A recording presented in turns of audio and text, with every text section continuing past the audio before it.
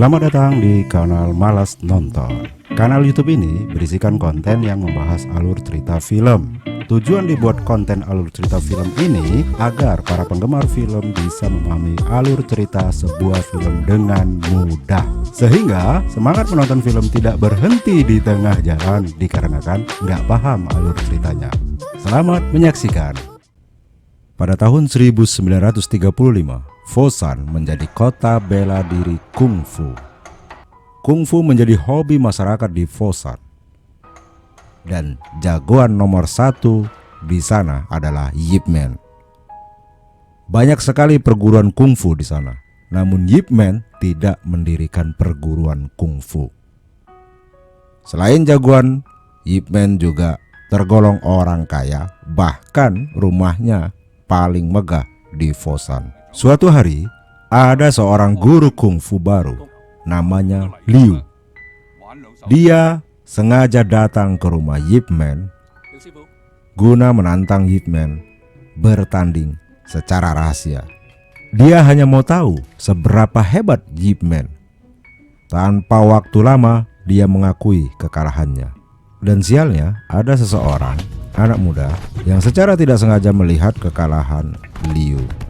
Sehingga pemuda ini akan menceritakan kekalahan Liu di masyarakat. Tentu saja ini akan merusak reputasi Liu.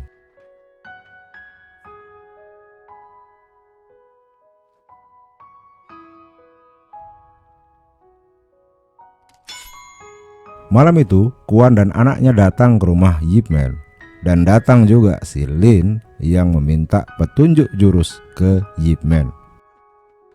Istri Yip Man perempuan yang jutek. Dia tidak suka suaminya bergaul dengan para penggila kungfu. Marahlah istri Yip Man di depan orang banyak. Fosan kedatangan orang asing yang bernama Jin Sanzhao. Dia seorang petarung yang menantang semua guru kungfu. Semua babak belur dibuatnya, termasuk Liu.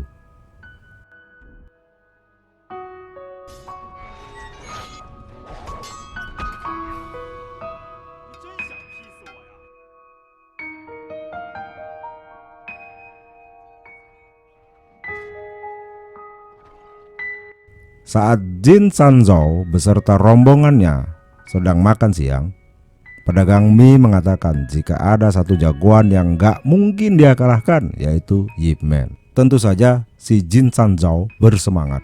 Dia langsung mendatangi kediaman Yip Man beserta para penontonnya. Tanpa banyak cakap, pertandingan dimulai.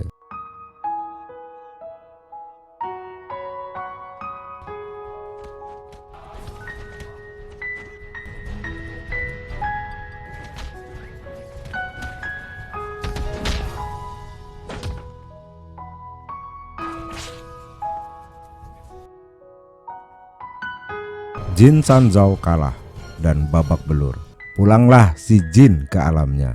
Kemenangan Yip Man membuatnya semakin terkenal. Masyarakat bahkan memberikan banyak bingkisan kepada Yip Man. Padahal Yip Man berkeliling pasar mau membeli barang, malah dikasih gratis.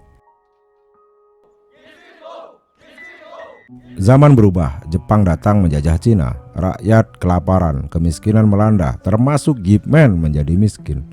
Rumah Yip Man disita dan menjadi markas besar tentara Jepang di Fosan.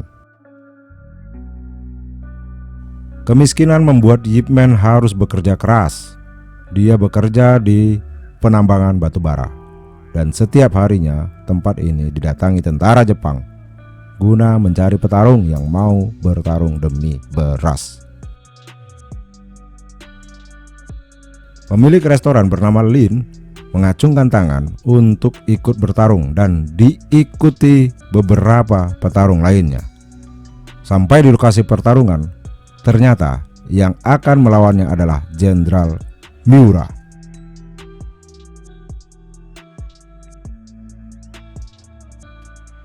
Sebenarnya jenderal ini tidak berniat membunuh, tapi memang dipaksakan. Ya sudah, tewaslah si Lin di tangan jenderal. Keesokan harinya, mantan polisi bernama Lee datang lagi bersama tentara Jepang. Kali ini Yip Man bertanya, "Di mana Lin?" Dia nggak menjawab. Akhirnya Yip Man memutuskan dia ingin ikut bertarung. Sampai di tempat pertarungan, Yip Man melihat Guru Liu sedang bertarung melawan 3 orang. Guru Liu kalah. Dan saat Liu mengambil beras kemenangan sebelumnya, dia ditembak. Dari sini Yip Man emosi. Dia memaksa untuk masuk dan dia juga tahu jika Li bertarung sampai mati di tempat ini. Yip Man nggak tanggung-tanggung. Dia meminta 10 orang langsung melawan dirinya.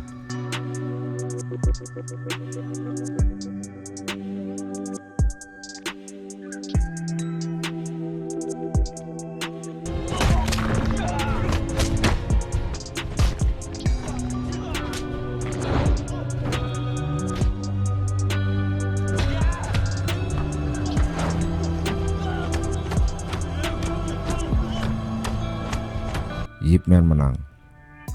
Dia mendapat banyak beras, namun Yip Man tidak mengambilnya. Dia hanya mengambil beras berdarah milik Guru Liu dan ubi rebus jatah makannya, lalu pergi. Dia mengantar beras berdarah ke rumah Liu, lalu memberikan ubi rebus kepada istrinya. Sejak hari itu, Yip Man menjadi target tentara Jepang. Sementara itu, di pabrik kapas terjadi pemerasan sekelompok perampok yang dikepalai Jin Sanzao. Memang sudah ciri khas sebuah negara yang terjajah dan mengalami krisis, pasti akan rawan kejahatan. Anak Kuan melapor kepada Yip Man. Yip Man mendatangi pabrik. Demi keamanan, maka semua karyawan pabrik diajari Wing Chun.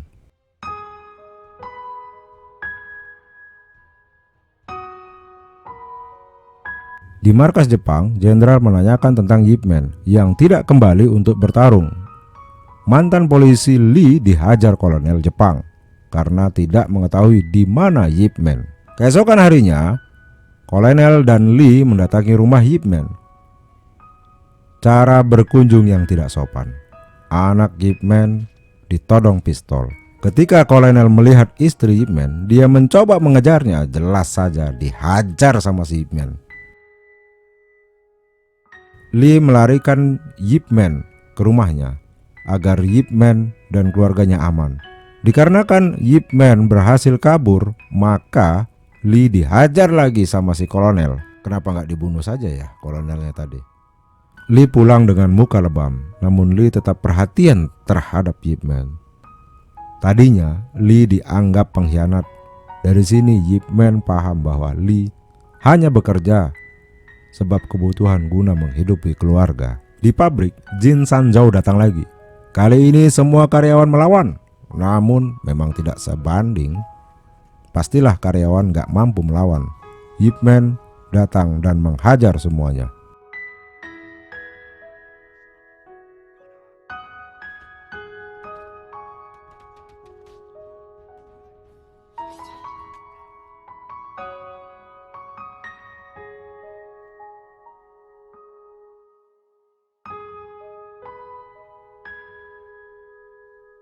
Malam itu Lee terburu-buru menghampiri Yip Man. Dia mengabarkan jangan datang ke pabrik sebab Jepang sudah tahu kau ada di sana. Keesokan harinya tentara Jepang sudah menyerbu pabrik dan menghajar Kuan. Untungnya Yip Man tidak mendengarkan apa kata Lee. Yip Man datang. Bahkan dalam rombongan tentara Jepang ini, jenderal juga ikut serta. Bagi jenderal, Yip Man adalah aset yang berguna. Jenderal menawarinya pekerjaan untuk mengajar tentara Jepang kungfu. Yip Man menolak dan menantang jenderal bertarung. Tantangan ini diterima jenderal. Sementara menunggu hari pertarungan, Yip Man ditahan. Jenderal berpesan kepada kolonel, jika saya kalah, maka tembak Yip Man. Yip Man juga dipaksa kolonel untuk mengalah. Yip Man hanya tersenyum. Hari pertarungan dimulai. Semua penduduk Fosan hadir menyaksikan pertarungan. Kita juga akan menyaksikan pertarungan ini melalui channel Males Nonton.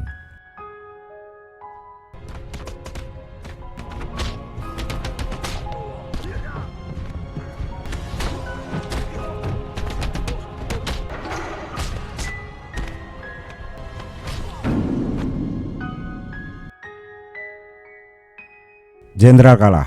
Kolonel menembak Yip Man. Namun Lee membuat tembakan kolonel meleset sehingga hanya mengenai dada Yip Man. Kolonel dibunuh Lee. Rakyat Fosan menyerbu Jepang. Yip Man dan keluarganya dilarikan Kwon menggunakan truk miliknya. Film berakhir. Jangan lupa like, comment, and subscribe. Sampai jumpa.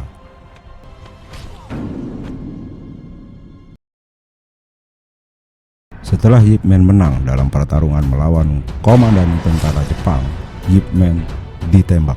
Berkat bantuan Zhou Qin Quan, Yip Man, istri dan anaknya berhasil keluar dari Fosan. Selamat datang di kanal Malas Nonton. Kanal YouTube ini berisikan konten yang membahas alur cerita film.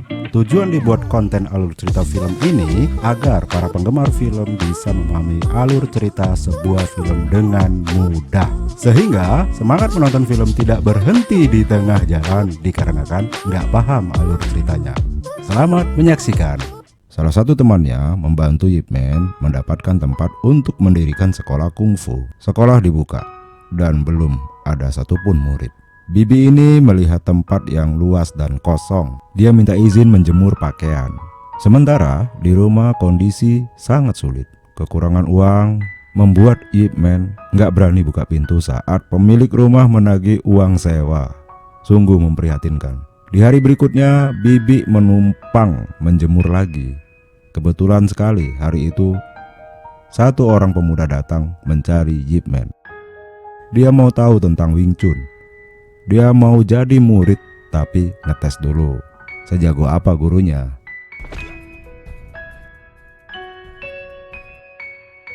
Setelah mencoba, dia nggak langsung mendaftar, melainkan ngajak temannya untuk ikut ngetes.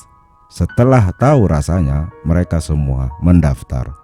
Sekolah pun mulai ramai, murid terus bertambah. Malam itu, Yip Man sedang membeli roti. Tiba-tiba ada seorang pria sedang dikejar karena mencuri bebek panggang. Yip Man kaget, dia adalah Zhou Qin Quan yang membantu keluar dari Fosan. Zhou ditembak tepat di kepalanya, namun Zhou masih hidup dan menjadi gila. Dia sudah tidak mengenal siapapun. Yip Man menangis melihat keadaannya. Anak Zhou diantar Yip Man untuk bekerja di sebuah percetakan surat kabar. Sementara itu di tempat lain, murid Yip Man menempelkan pamflet kungfu Wing Chun. Memang agak songong murid Yip Man ini, sehingga membuat orang tersinggung dan akhirnya ributlah mereka. Pertarungan 1 lawan 1.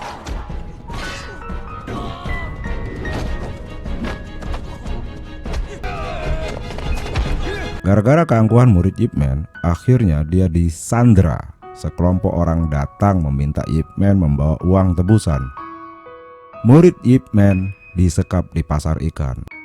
Karena Yip Man nggak membawa uang tebusan, maka Yip Man dan muridnya dikeroyok orang satu pasar, bersenjatakan pisau, ikan, dan lain-lain.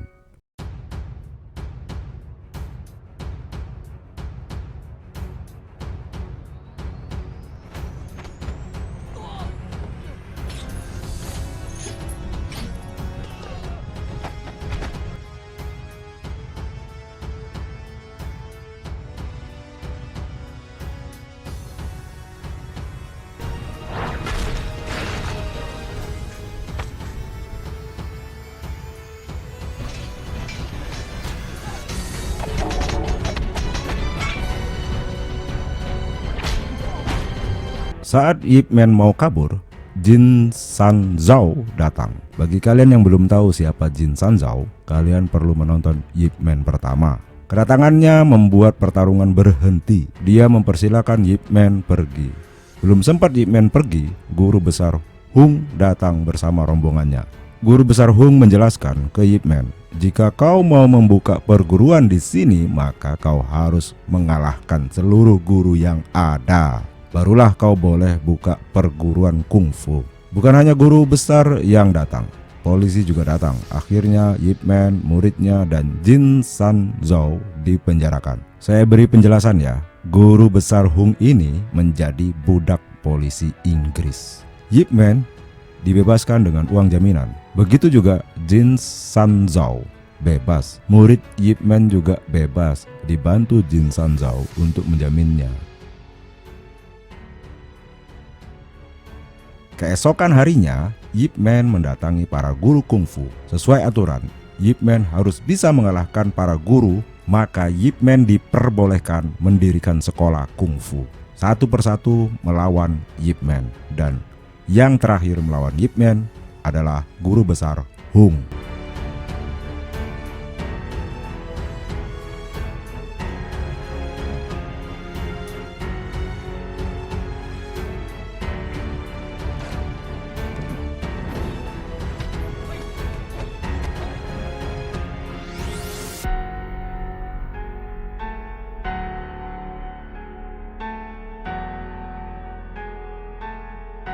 Di tengah pertarungan, anak Zhao yang bekerja sebagai wartawan memotretnya.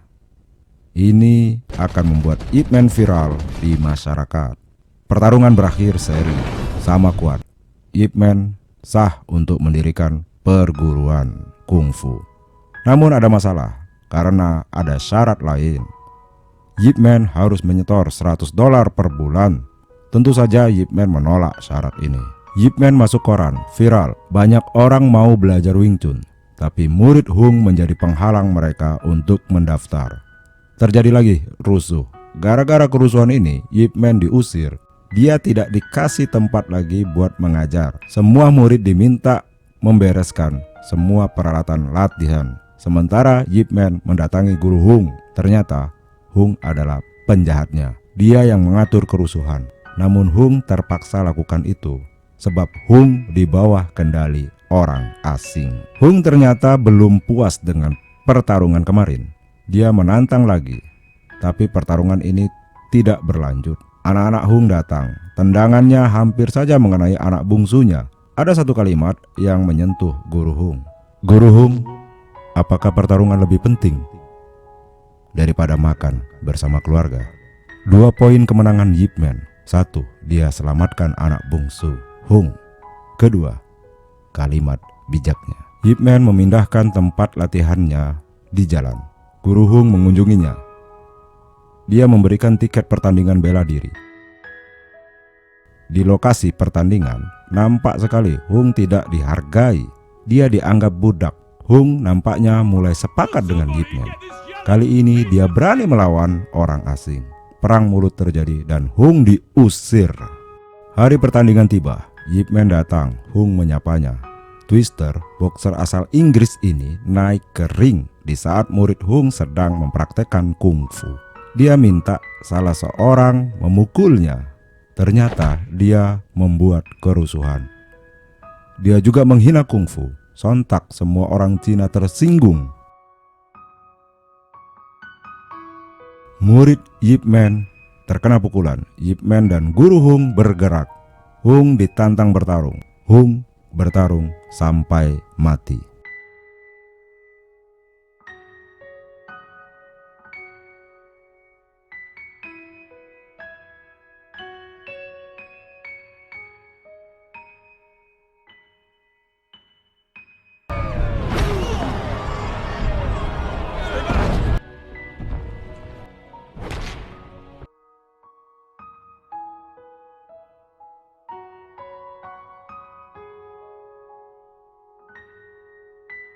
Selain itu, pimpinan media cetak ditangkap karena menulis kabar tentang kejadian di ring tinju. Dia disiksa. Untungnya polisi gendut datang. Dia selamatkan pimpinan media ini. Di tempat lain, boxer Twister mengadakan wawancara ke media. Dia menghina lebih dalam tentang Cina dan kungfunya. Dan dia menantang siapa saja yang mau bertarung dengannya. Yip Man sebagai orang Cina yang merasa terhina, dia menantang Twister bertarung. Istri dan anak Yip Man pindah ke rumah Bibi Fuan demi Yip Man agar tidak terganggu dalam latihan. Pesan istri Yip Man, kau harus menang. Cuma itu saja, kau harus menang. Sementara polisi gendut kali ini terpanggil hatinya. Karena merasa sebagai orang Cina, dia minta media menulis berita untuk menghancurkan orang asing tersebut. Hari pertarungan tiba. Semua penonton, baik secara langsung ataupun via radio, zaman itu belum ada TV. Dan kita bersama menyaksikan pertarungan melalui channel Malas Nonton.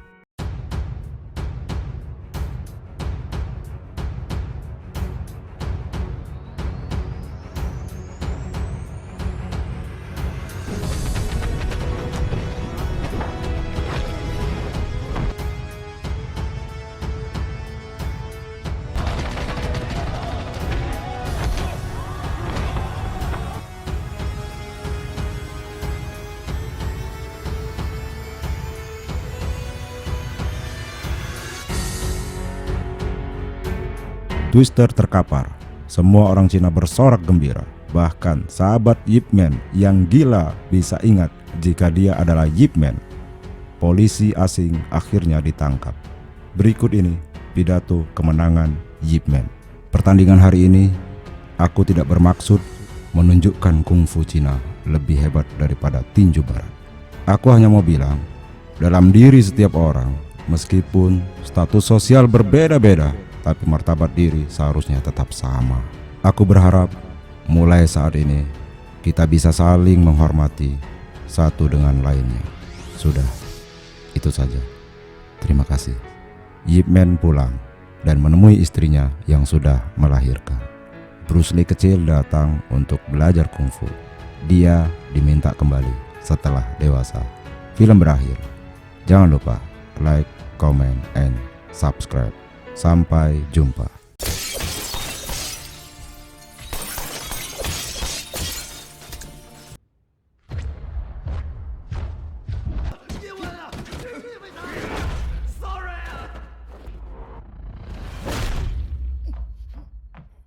Selamat datang di kanal Malas Nonton. Kanal YouTube ini berisikan konten yang membahas alur cerita film. Tujuan dibuat konten alur cerita film ini agar para penggemar film bisa memahami alur cerita sebuah film dengan mudah, sehingga semangat menonton film tidak berhenti di tengah jalan dikarenakan nggak paham alur ceritanya. Selamat menyaksikan. Hong Kong 1959. Yip Man beserta keluarganya menetap di Hong Kong. Dia mengajar Wing Chun dan mengembangkan seni bela diri. Pagi itu, Bruce Lee datang. Dia menagih janji. Dulu waktu kecil Bruce Lee pernah datang dan ingin belajar Wing Chun. Yip Man pernah mengatakan ke Bruce Lee, "Nanti jika kau sudah dewasa, datanglah lagi." Ini adalah sekolah tempat anak Yip Man menjalani pendidikan. Anak Yip Man berkelahi dengan temannya.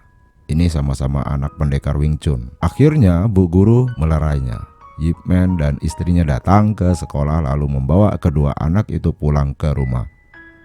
Sampai akhirnya ayah anak tersebut datang. Nama ayahnya adalah Chong Tin atau biasa dipanggil dengan Chong. Dia juga jagoan Wing Chun. Di sebuah arena pencak terlihat Chong mengikuti pertandingan. Arena ini milik si botak kulit hitam namanya Frankie. Si botak ini punya rencana jahat untuk mengambil sekolah yang menjadi tempat anak Yip Man belajar.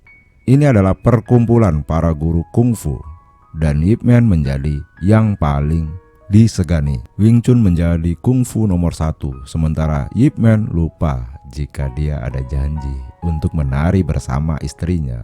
Siang itu Yip Man menjemput anaknya di sekolah. Yip Man begitu dikenal. Yip Man juga bertemu dengan Chong. Setelah bercakap-cakap, terungkap bahwa Yip Man dan Chong adalah saudara perguruan. Chong mengajak Yip Man adu tanding jika ada kesempatan.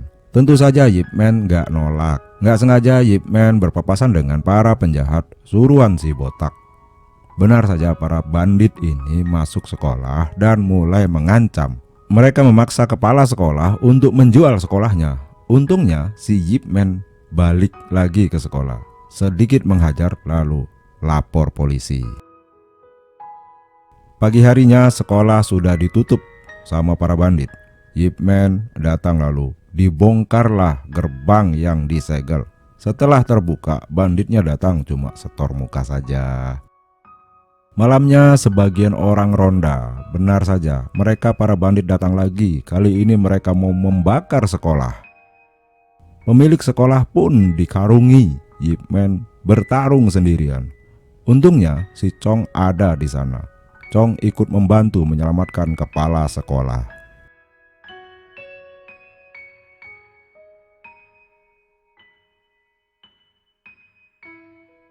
Besoknya, Ip Man dan seorang penjual payung yang gurunya kepala bandit mendatangi markas para bandit. Guru si bandit begitu marah sama muridnya, sampai melayang juga tamparan ke mukanya. Hampir saja guru ditusuk. Untung Ip Man sigap. Tapi akhirnya gerombolan ini main keroyok. Polisi gendut datang, aman sudah. Di arena pencak, kepala bandit mengajak Chong bekerja sama dengannya. Dia kasih imbalan uang yang banyak. Tugasnya menghajar gurunya yang berjualan payung. Sang guru masuk rumah sakit. Sementara itu para bandit menculik anak Ip Man. Dan kebetulan anak Chong juga ikut terculik. Datanglah Ip Man ke markas bandit.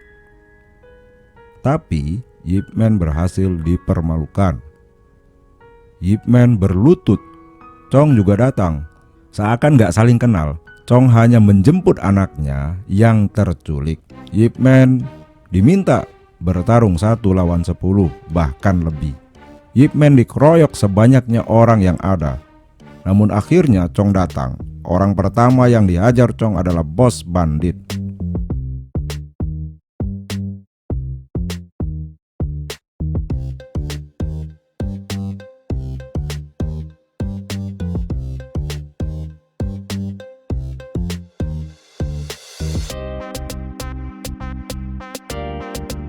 Dan akhirnya polisi datang, selamatlah semuanya. Chong ditangkap polisi. Gak tahu ini kasusnya apa, mungkin karena menghajar gurunya si bandit. Sementara istri Ip Man benar-benar histeris dengan kejadian ini.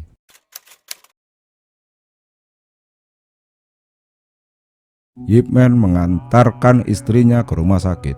Istri Ip Man menderita kanker dan hanya punya waktu hidup sekitar 6 bulan lagi. Sementara itu Frankie si botak jahat ini sangat galau atas gagalnya dia mendapatkan sekolahan yang menjadi targetnya. Dia baca koran. Ip Man yang menyebabkan ini semua. Frankie menyewa orang Thailand untuk menghabisi Ip Man. Saat Ip Man berada di lift bersama istrinya, orang Thailand ini menyerang Ip Man. Terjadilah pertarungan. Tetap saja nggak ada apa-apanya si Thailand ini.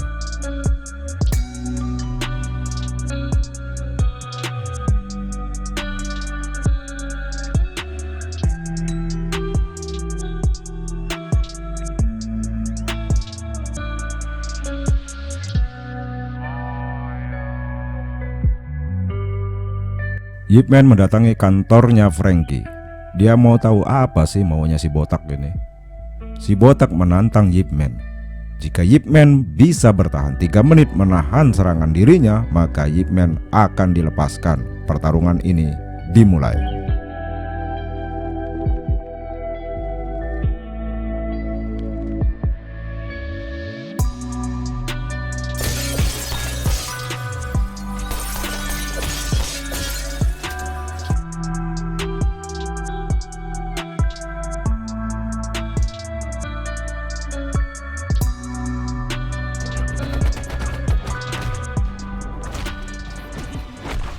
Tiga menit sudah berlalu.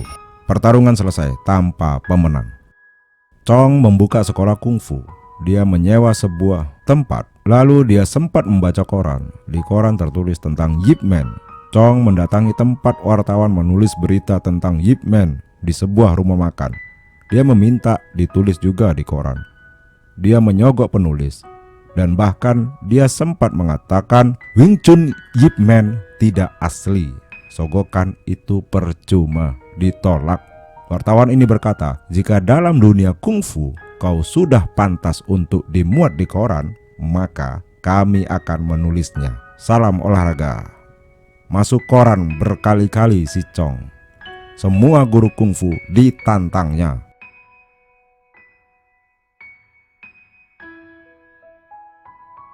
Sekolah kungfu milik Chong sudah diresmikan. Kali ini bukan hanya satu wartawan. Banyak wartawan meliput tentang Chong. Dan bahkan kali ini di depan media dia mengatakan bahwa dia menantang Yip Man. Viral sudah tantangan Chong terhadap Yip Man. Berita tantangan ini sempat dibaca sama Yip Man, tapi dia hanya senyum-senyum sendiri saja. Mengingat istri Yip Man sedang sakit dan nggak punya waktu lama. Keseharian Yip Man saat ini lebih terfokus pada istrinya. Setiap saat Yip Man menemani istrinya. Dan bahkan Yip Man menemui Bruce Lee untuk belajar menari demi istrinya. Sementara itu, di sekolah kungfu, Chong menunggu Yip Man hadir menerima tantangannya. Semua guru sudah berkumpul, wartawan ramai, semua orang penasaran siapa yang bakal menang. Namun Yip Man tidak hadir. Dia menari bersama istrinya. Yip Man tidak peduli dengan tantangan itu. Karena Yip Man tidak hadir, sehingga Yip Man dianggap kalah. Dan Wing Chun Yip Man dianggap palsu. Perkataan Chong membuat rusuh murid-murid. Di tempat menari, istri Yip Man pingsan dan dilarikan ke rumah sakit. Dia akan dirawat di rumah sakit. Istri Yip Man membuat surat yang ditujukan untuk Chong. Ternyata istri Yip Man mengatur tanggal pertarungan. Ada satu momen sedih di mana istri Yip Man meminta berfoto bersama. Itu adalah tanda perpisahan. Setelah itu istri Yip Man meminta Yip Man untuk berlatih dan juga mendatangi tantangan Chong. Dia ingin mendengarnya untuk yang terakhir kali. Malam itu Yip Man dan istrinya mendatangi kediaman Chong. Pertarungan dimulai.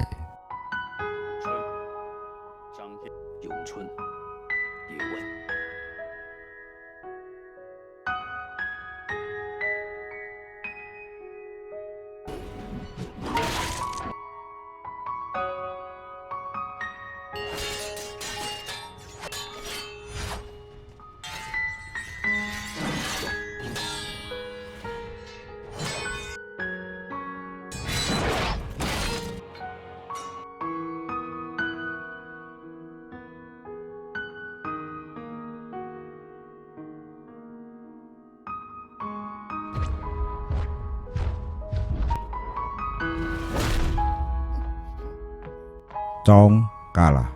Dia membelah pamflet perguruannya. Mungkin dia menutup sekolah kungfu miliknya. Pesan penting dari Yip Man untuk Chong. Tidak ada yang lebih penting daripada rasa cinta di dalam dirimu. Istri Yip Man, Chung Win Sin, meninggal pada tahun 1960 karena kanker. Film berakhir. Jangan lupa like, comment, and subscribe. Sampai jumpa.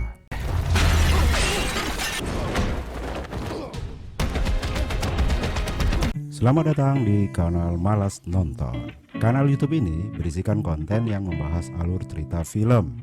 Tujuan dibuat konten alur cerita film ini agar para penggemar film bisa memahami alur cerita sebuah film dengan mudah. Sehingga semangat menonton film tidak berhenti di tengah jalan dikarenakan nggak paham alur ceritanya.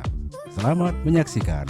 Bagi kalian yang belum mengenal Yip Man, sekilas saya informasikan. Yip Man adalah guru Bruce Lee. Kisah Yip Man diambil dari kisah hidupnya. Jadi ini kisah nyata. Dan saat ini kita sedang menyaksikan alur cerita Yip Man yang keempat. Itu artinya ada Yip Man 1, Yip Man 2, dan Yip Man 3 yang mungkin perlu kita saksikan juga nanti. Kisah ini dimulai dari Yip Man melakukan pemeriksaan kesehatan dirinya. Dia mengidap kanker kepala dan dokter menyarankan Yip Man untuk berhenti merokok. Saya informasikan istri Yip Man meninggal pada film Yip Man yang ketiga. Kedepan akan saya buat alur ceritanya.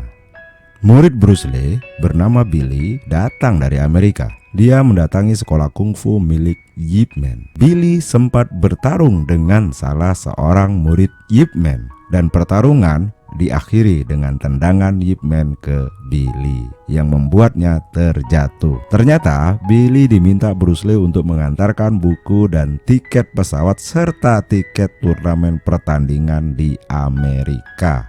Sementara itu di sekolah, anak Yip Man yang bernama Yip Jin berkelahi dengan temannya. Itu dikarenakan komik milik Yip Jin dirampas. Namun pihak sekolah malah mengeluarkan Yip Jin dari sekolah. Di masa itu, untuk dapat bersekolah tidak semudah di zaman sekarang.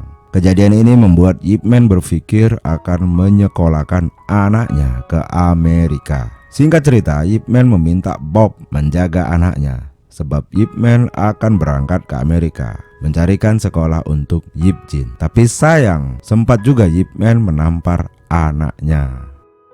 Sampailah Yip Man di Amerika. Dia dijemput temannya dan dibawa menghadap ketua kebajikan orang Cina. Ini asosiasi kebajikan orang Cina. Untuk dapat bersekolah di Amerika, Yip Man harus meminta surat rekomendasi dari kebajikan orang Cina. Jika tidak, maka tidak bisa masuk sekolah di Amerika. Namun, kejadiannya nggak seperti yang diharapkan. Pak Ketua ini membahas tentang Bruce Lee yang mencetak buku kungfu sehingga mereka merasa tersinggung. Dan mereka meluapkan ketersinggungannya kepada guru Bruce Lee, yaitu Yip Man. Terjadilah adu kekuatan.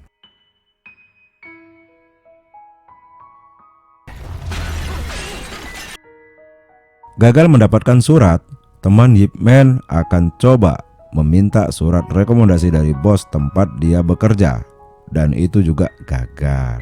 Yip Man ini orangnya slow, dia nggak mudah emosional ataupun frustasi, jadi santai saja jika gagal sekarang. Yip Man menghadiri undangan Bruce Lee. Dia melihat Bruce Lee bertanding di turnamen. Selesai bertanding, Bruce Lee mengajak gurunya makan malam dan kemudian Yip Man menceritakan tentang surat rekomendasi. Bruce Lee menawarkan surat rekomendasi yang besok akan dibuatkan oleh pengacara. Pengacara ini adalah salah satu murid Bruce Lee. Namun ada sedikit kekacauan. Terjadilah keributan antara orang Cina dan orang Amerika. Karate lawan kungfu.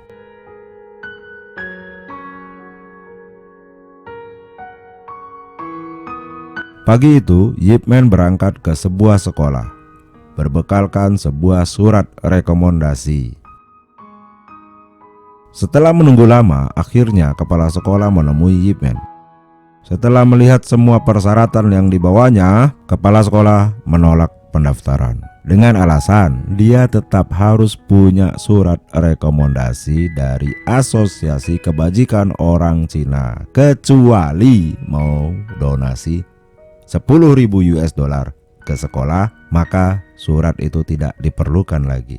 Kecewa, tapi dia tidak memaksa. Di tengah kekecewaan, Yip Man mendapati anak ketua kebajikan orang Cina sedang dikeroyok teman sekolahnya. Dengan sigap, Yip Man menyelamatkannya. Yip Man mengantar Yonah pulang ke rumah, bertemu ayahnya yang menjabat sebagai ketua kebajikan yang bernama Wan. Guru Wan ini biasa dipanggil Guruan. Bukannya berterima kasih, Guruan malah menantang Yip Man bertarung. Tentu saja Yip Man tidak akan menghindar jika ditantang. Terjadilah perkelahian di dalam rumah. Dalam masalah ini, Guruan menuduh Yip Man memanfaatkan putrinya untuk mendapatkan surat rekomendasi. Padahal Yip Man hanya membantu menyelamatkan putrinya. Di sebuah camp marinir, murid Bruce Lee membawa boneka Wing Chun ke arena latihan karate. Atas perintah komandannya yang akan mewajibkan marinir berlatih kungfu. Namun hal ini menjadi keributan. Dia diminta membuktikan jika kungfu lebih hebat dari karate. Dan benar saja, dia kalah bertarung dan boneka Wing Chun dibakar. Murid Bruce Lee melapor kepada komandannya dan menunjukkan kehebatan gurunya melalui video. Komandannya tertarik. Dia meminta agar dia mencari tahu lebih jauh lagi tentang kungfu. Berangkatlah dia ke perkumpulan orang Cina. Di tempat ini sedang ada perayaan rutin. Sementara itu, ketua Wan, ayahnya Yonah, ditangkap petugas imigrasi atas tuduhan sepihak. Dia dituduh menyelundupkan orang Cina secara ilegal. Petugas ini adalah ayah dari perempuan Amerika yang dulu berkelahi dengan Yona. Di tengah perayaan, pelatih karate marinir datang dan menantang semua guru kungfu. Semuanya KO sampai akhirnya Yip Man muncul. Sudah pasti babak belur dihajar Yip Man. Mengetahui pelatih marinir babak belur, komandan pasukan ngamuk dan mencari ketua Wan. Setelah mendatangi rumahnya, dia mendapat info jika ketua ada di imigrasi. Berangkatlah dia ke imigrasi. Sampai di imigrasi, dia langsung membawa ketua Wan dan memulai pertarungan. Ketua Wan luka parah. Yip Man diberitahu soal pertarungan komandan marinir dan guru Wan saat murid Bruce Lee bertemu dengannya di rumah sakit. Yip Man melihat kondisi Wan. Dia berniat akan melawan marinir itu. Namun sebelum Yip Man bertarung dengan marinir, dia menelpon anaknya guna meminta maaf karena sempat menamparnya. Ini penyebab daripada tamparan ini itu dikarenakan anaknya ini tidak mau sekolah dan dia ini menuntut ingin belajar kungfu. Sementara Yip Man kepinginnya anaknya sekolah begitu. Makanya Yip Man minta maaf. Sama halnya dengan Yona. Yona itu dipaksa ayahnya untuk belajar kungfu, tapi Yonahnya itu kepinginnya menjadi pemandu Sora gitu kan. Jadi dari sini nih Yip Man sadar bahwasannya kita tidak boleh memaksakan kehendak kita kepada anak kita. Beri kesempatan mereka untuk memilih jalannya sendiri, untuk menjalankan hobinya sendiri. Yip Man ini sepanjang dia berada di Amerika, dia itu sadar bahwasannya kita tidak boleh ini membiarkan orang lain menjajah kita gitu. Nah, seperti yang dilakukan oleh Yip Jin itu tidak salah. Dia membela dirinya. Selain itu, Yip Man juga memberitahu anaknya jika dirinya menderita sakit kanker. Nah, selesai menelpon, Yip Man berpamitan dengan Yona untuk berangkat bersama murid Bruce Lee ke kamp marinir guna membela kungfu dan harga diri orang Cina. Pertarungan dimulai.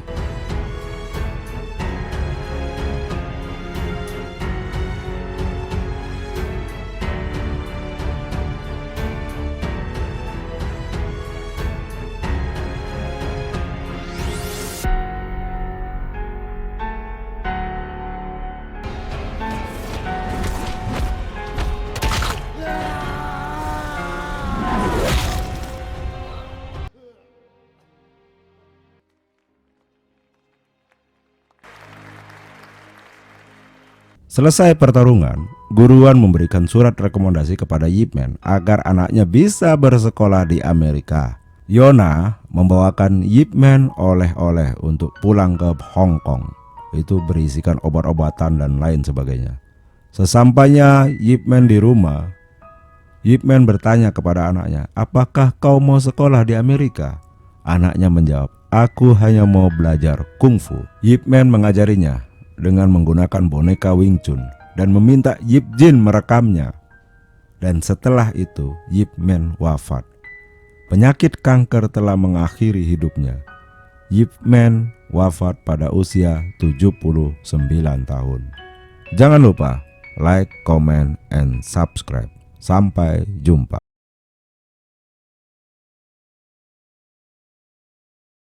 Namanya Mowgli. Dia adalah anak manusia yang sudah tinggal di dalam hutan sejak dia masih balita. Pada waktu itu, ayah Mowgli membawa Mowgli ke hutan dan bermalam di dalam sebuah gua. Dan malam itu, harimau datang. Harimau membunuh ayah Mowgli. Ketika Mowgli keluar dari dalam gua, dia bertemu dengan seekor macan hitam. Macan hitam ini membawanya dan menitipkan Mowgli kepada sekelompok serigala. Selamat datang di kanal Malas Nonton. Kanal YouTube ini berisikan konten yang membahas alur cerita film.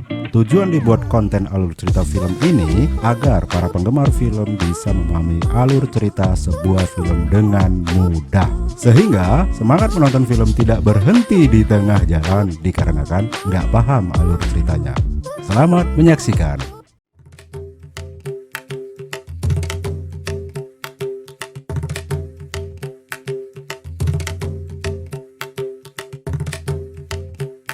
Musim kemarau tiba, sungai mengering dan tersisa semacam danau di tengah batu besar. Batu besar ini disebut batu perdamaian. Bagi makhluk yang tinggal di hutan, semua jenis hewan berkumpul di danau ini. Mereka seakan bersatu tanpa keributan. Sudah menjadi hukum di hutan ini, selama batu perdamaian terlihat, maka tidak ada saling bunuh atau saling mangsa. Di tengah keramaian, harimau datang. Dia datang dengan membawa ancaman untuk Mowgli. Nanti, jika batu perdamaian sudah tenggelam, maka dia akan menghabisi Mowgli. Bagi si Raja Rimba, manusia tidak boleh ada di tengah-tengah mereka. Manusia sumber petaka. Hutan bisa dihabisi manusia dengan api.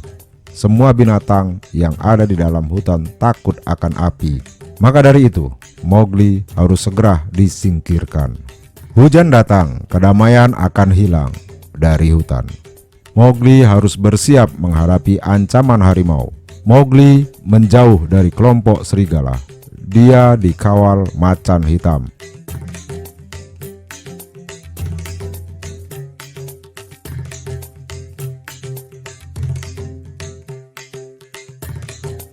Suatu hari di tengah padang rumput kering, harimau muncul. Mendadak dia menerkam. Untungnya Mowgli bisa menghindar. Dengan memanfaatkan sekelompok banteng yang panik berlarian, Mowgli selamat dari harimau.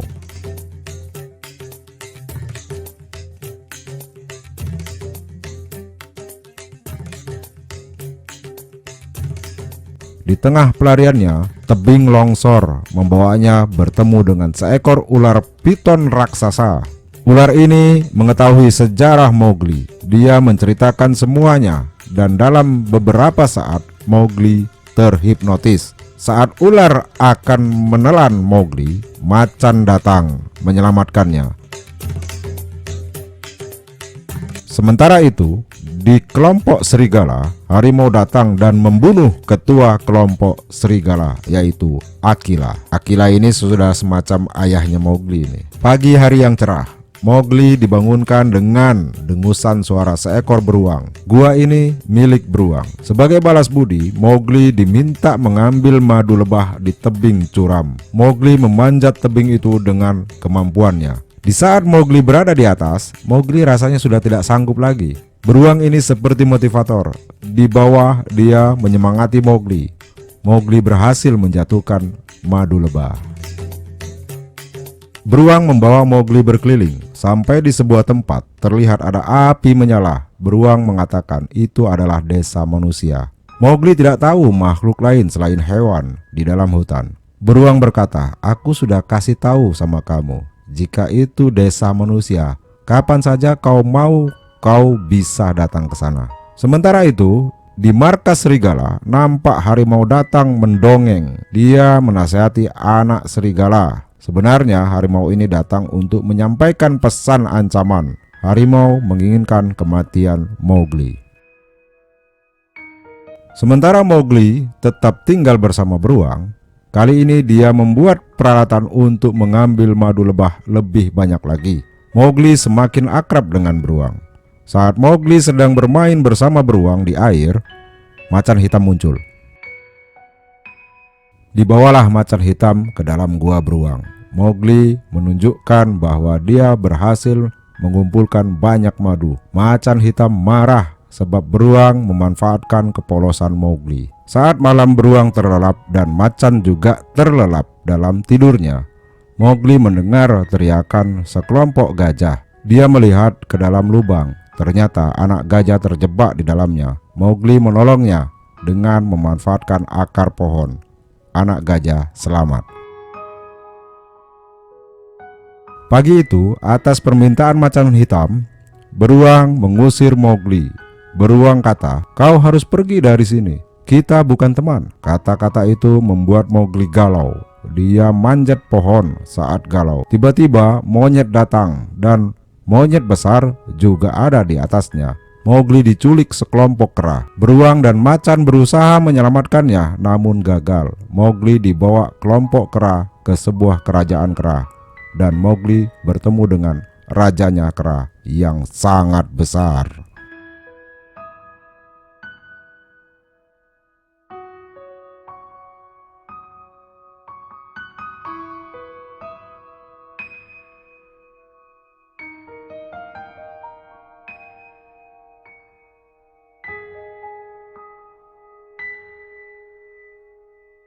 Raja Kera berkata, "Mowgli, kau butuh seorang yang dapat melindungimu, dan hanya aku yang bisa melindungimu." Ternyata berita tentang ancaman harimau sudah viral dan tersebar ke seluruh penjuru hutan. Tawaran Raja Kera ini tidak gratis.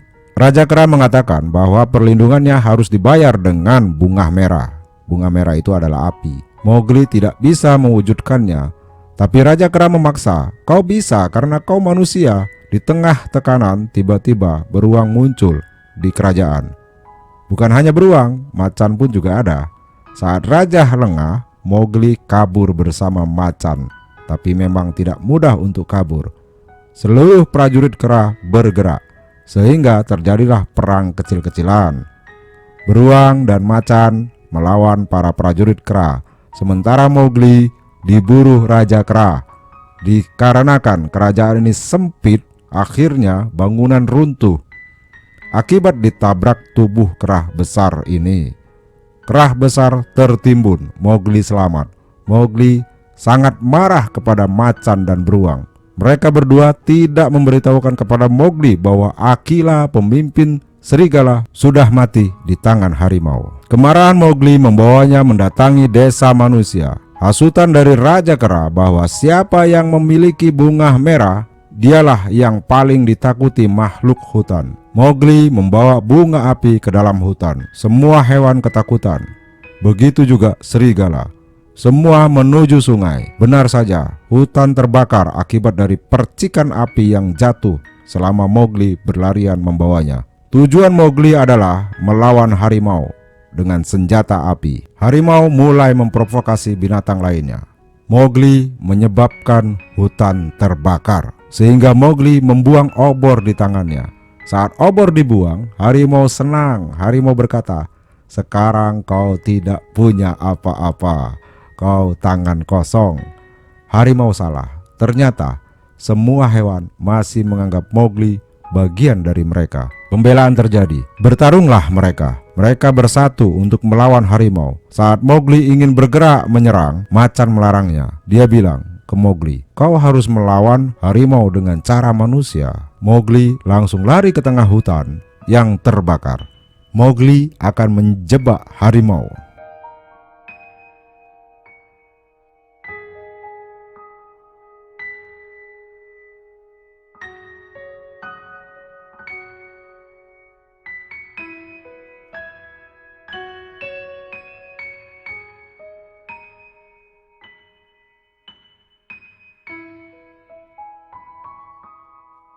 Harimau mati terbakar. Mowgli selamat. Kelompok gajah membawanya pulang bertemu hewan lainnya. Gajah adalah kelompok yang paling disegani makhluk hutan. Tidak ada yang mampu sedekat itu terhadap gajah. Hanya Mowgli yang mampu. Gajah membendung sungai sehingga kebakaran hutan dapat diatasi dengan aliran air dari sungai. Ending yang bahagia. Kedamaian hutan kembali terjalin.